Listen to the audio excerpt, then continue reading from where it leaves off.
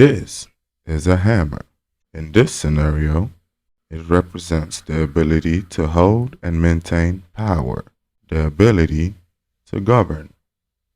This is a coconut. Currently, it represents the Republican Party, the GOP, the people who are supposed to be doing the governing. Okay, go on. You know what happens next.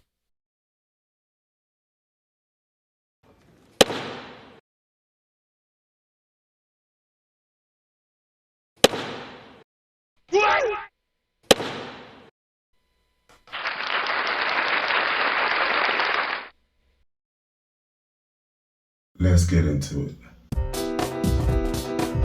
Yep. We're meeting in the middle.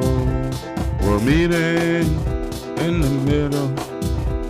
We're meeting in the middle of nowhere.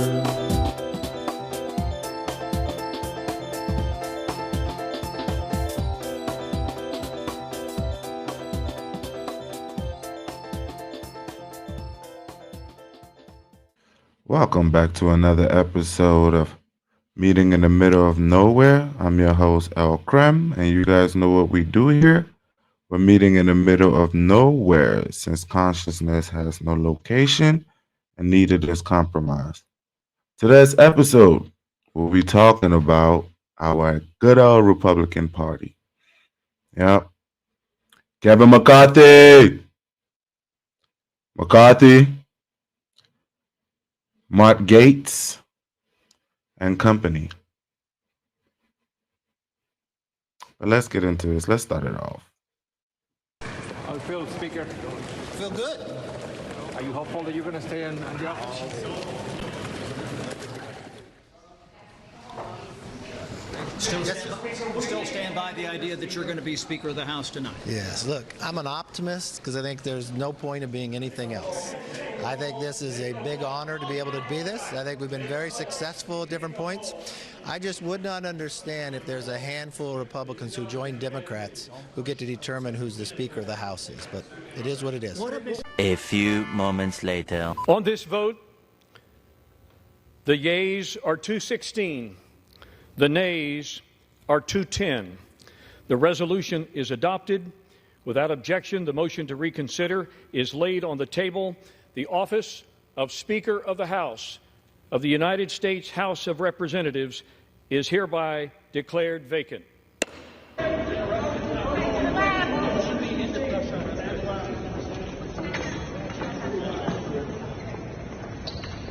Congressman, will you resign? What's next? Congressman, will you resign? Will you resign? Will you put yourself back on the ballot, sir? Did you mock the congressman's face? Yeah. So that boy went into the box as the speaker and came out without his boom. Yeah. Kevin McCarthy. So how did that happen? Chaos is Speaker McCarthy. Chaos is somebody who we cannot trust with their word. The one thing that the White House, House Democrats, and many of us on the conservative side of the Republican caucus would argue is that the thing we have in common, Kevin McCarthy said something to all of us at one point or another that he didn't really mean and never intended to live up to. By November 17th, that's when we're supposed to see that the conference committees have come together, both sides, and we've resolved this. I don't believe that that's going to happen. It wasn't going to happen before. You were betting on the come again. At some point, I'd urge you to stop betting on the come and bet on the reality. That's why I can't support the Speaker any longer. I'll be voting for the motion to vacate. Yield back. Reserve. Hey everybody, Tim Burchett. Today will be a vote on motion to vacate the chair, which is the speakership. And my thought process is like this. Kevin McCarthy's my friend, and I hate to lose him as a friend, but I had a choice between that and my conscience, and what my conscience tells me to do. My conscience tells me that we're $33 trillion in debt. We took off the whole month of August knowing that September was going to come around. It does every year, the end of our budgetary year, fiscal year, and there's no urgency.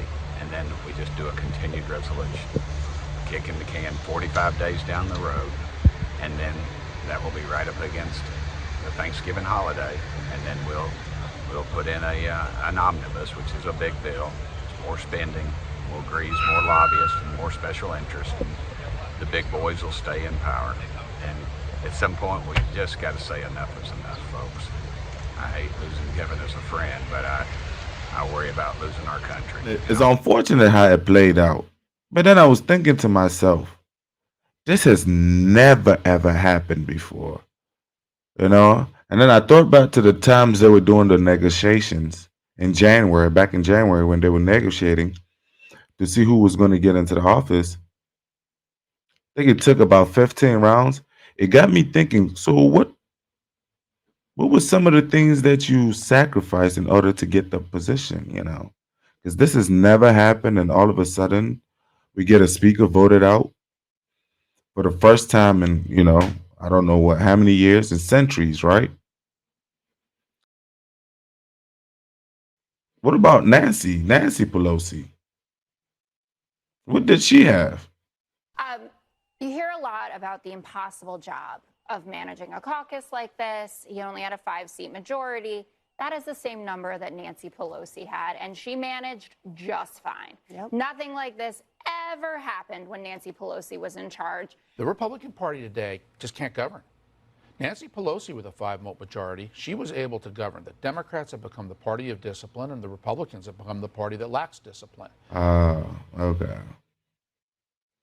So this must be a Republican thing then. Y'all just can't seem to govern amongst yourselves. 8 people got you out the way, buddy. 8 people. Is that normal?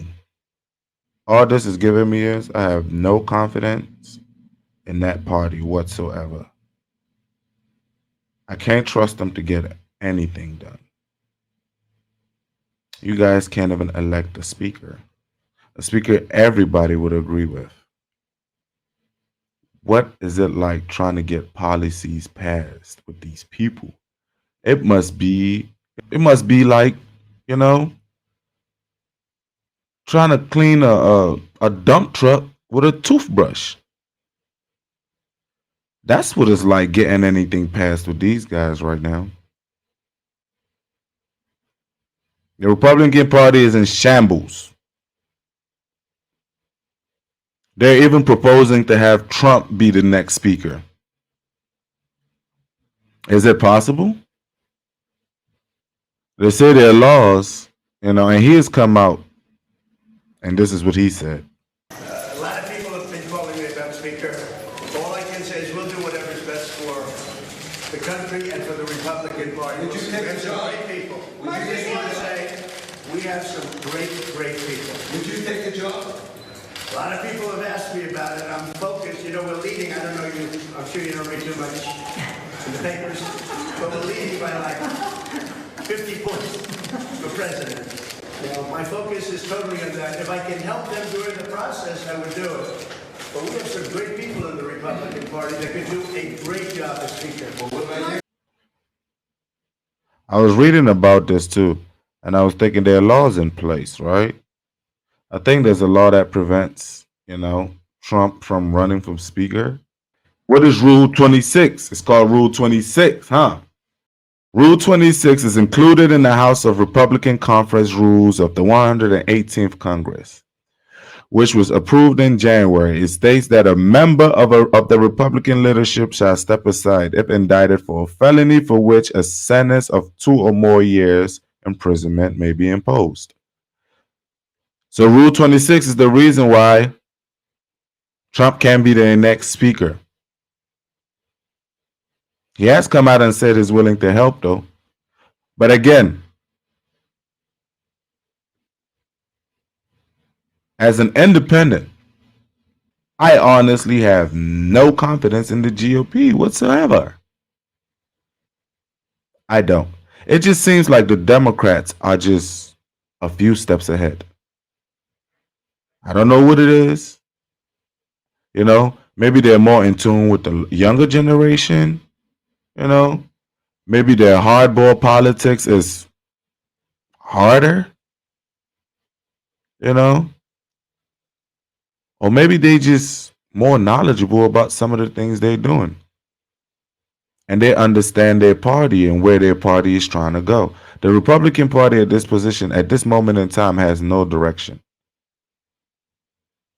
I'm looking at the members, the people they're putting forth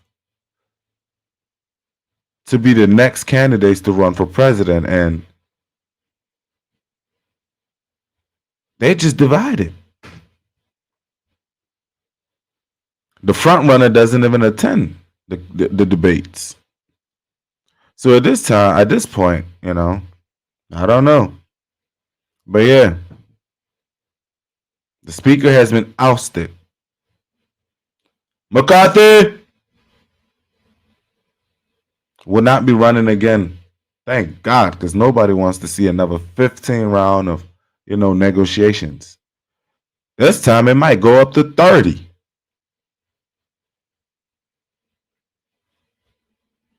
They need to get it together. You guys let me know. When you guys watch this on Full, how did you guys feel? By the way, nobody is surprised, that every single member of the Democratic Party joined in to vote McCarthy out. Nobody is surprised. What I do find a little bit troubling is that, they're all saying this thing, nobody can trust McCarthy. Nobody can trust McCarthy. And nobody trusts Kevin McCarthy. Nobody trusts Kevin McCarthy. And why should we? He has broken his commitment over and over again. And it's not just the deal with President Biden. It's not just the Ukraine funding, which apparently was also a deal, but then it wasn't a deal on, unless we secure the border. It's also going back to January 6th. And I think for a lot of us, we were here. It is still deeply emotional for us because it is about our country. It's about why we came to Congress. And Kevin McCarthy stood on the House floor and said one thing and then talked to Donald Trump and immediately did something else. He has supported the insurrectionist president that enabled January 6th to happen and tried to obstruct the peaceful transfer of power. So there are a lot of reasons to not trust Kevin McCarthy.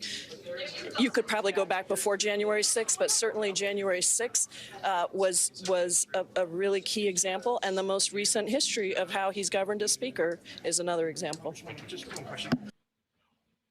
McCarthy, you can't be trusted amongst your own party, and you can't be trusted by your opponents.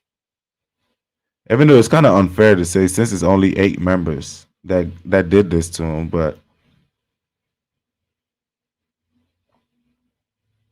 you guys let me know. Where's your confidence level at with this party? Do you guys think this is a party that can win the next election? What is it they need to do? What is it they don't understand? Because right now the American public is looking at this and they cannot be impressed. I'm not. There's a charade every other day.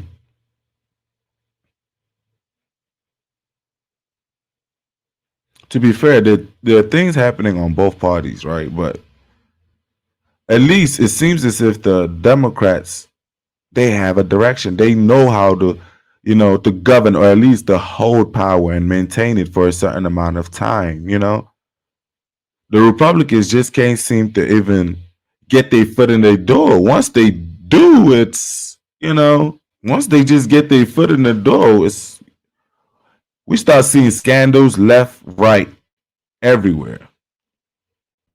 But yeah, thank you guys for meeting in the middle with me. In the middle of nowhere. We're doing this virtually. Please like, share, and subscribe if you like content like this. And we'll be back with more. Thank you.